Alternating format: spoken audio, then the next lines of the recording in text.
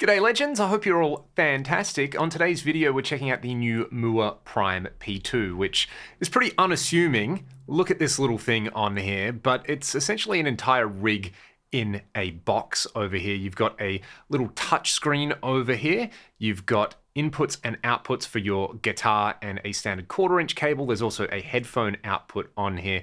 Furthermore, you have MIDI via TRS on the side and a USB-C connection. The way this works basically is you can just plug straight in and make some sounds with the factory presets, or you can connect to the Bluetooth app and get right in there and dial in some custom rigs, which is what I want to do on here. Furthermore, unlike the P1, you can load third-party IRs in here. There are dozens of amp models, effects, and all sorts of fun stuff. So I just want to demonstrate some tones on this video. Thanks to Mooer for sending me one of these so I can make this video. Let's hear it over a backing track and see if it can cut it.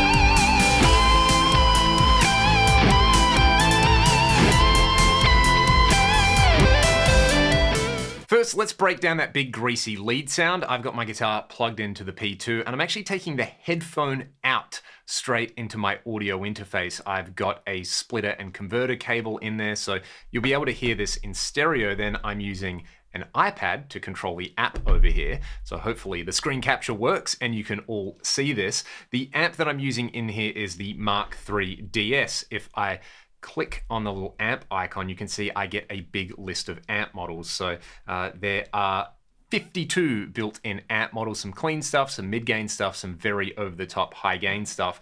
Then you can load in Mooer's tone captures that they call GNR files in there. I've actually made some that are already on the Mooer Cloud. I did those for the GE300. They actually make a separate app that you can use an iPad essentially to work like a capture device, and I've got videos about that as well you can check out. So that's the amp selection in there. Then this is the fun stuff for me in the cab selection. If you take a look in here, you've got a bunch of different built-in cabs. So you kind of typical 4x12 choices. You know, you've got some high watts, PVs, EVH stuff in there. You've got some 4x10 cabs, some 2x12s, and some smaller cabs in there. But the big thing on this is that you can load your own IRs. You do need to use the computer-based editor to do that. You just basically plug a USB-C cable in, open that up, and it's drag and drop. So I'm running with my own free IR that you can get. Just check the video description. Then this is fun, some ping pong delay on there. The delay choices range from standard digital, analog, and tape echo sounds in there through to some fun stuff like ping pong, crystal, and rainbow. I've also got a little bit of plate reverb on here. So what I'll do is just tap these icons so that I can disable them. I've also got the intelligent noise reducer up front on there. So let's just hear the amp and cab sound, then I'll add the reverb, then the ping pong delay, then I'm gonna kick in an overdrive to take it even further.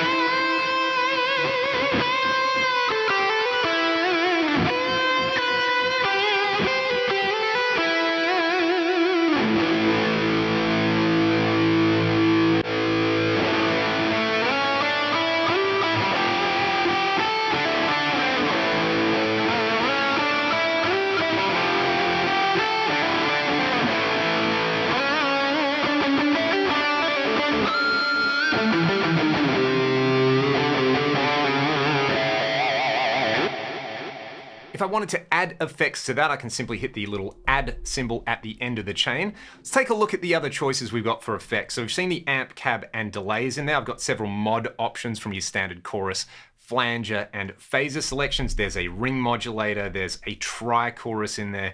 You've got a lo-fi effect and a slow gear in there. Furthermore, in the filters, you've got some wahs in there, so a little kind of touch wah, auto wah, and a Q filter. Reverb selections are room, hall plate, spring, mod, and shimmer. All the main food groups you would expect. There's some EQ stuff in here if you want to do some post EQing. I think this would be handy, especially if you're trying to run this on headphones, and then if you were using this as a backup in a direct solution, that could be like your master global EQ in there. So there's also a dynamic section in here. So what I want to do is actually add that slow gear effect in here right at the end, and I'm going to hold it down, hold the little icon, and I can drag it and drop it before the amp on there. So let's have a listen to how effective this is. I'll add the delay back into that. Check this out.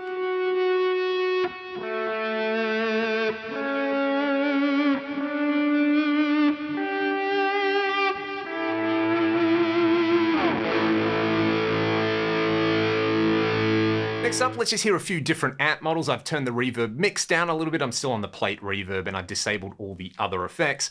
We need to hear a JCM 800 model on here. Any modeler at any level worth its salt should have a usable JCM 800. We get this.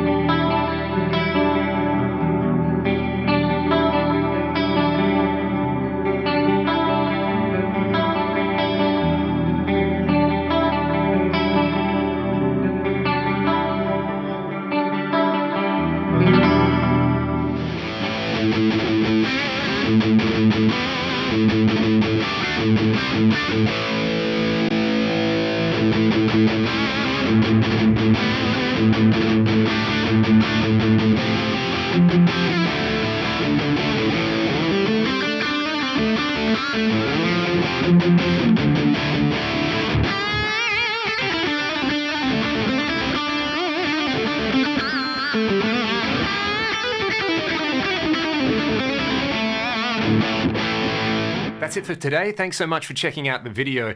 This kind of reminds me of what I'm sure we all wish something like the Korg Pandora was back in the day. The fact that you can take something that definitely passes the smell test in a mix, is so portable, so affordable, and just kind of easy to chuck into your guitar bag. It's pretty amazing. You know, I say it a lot, and a lot of other people say it. We're living in the golden age of guitar gear.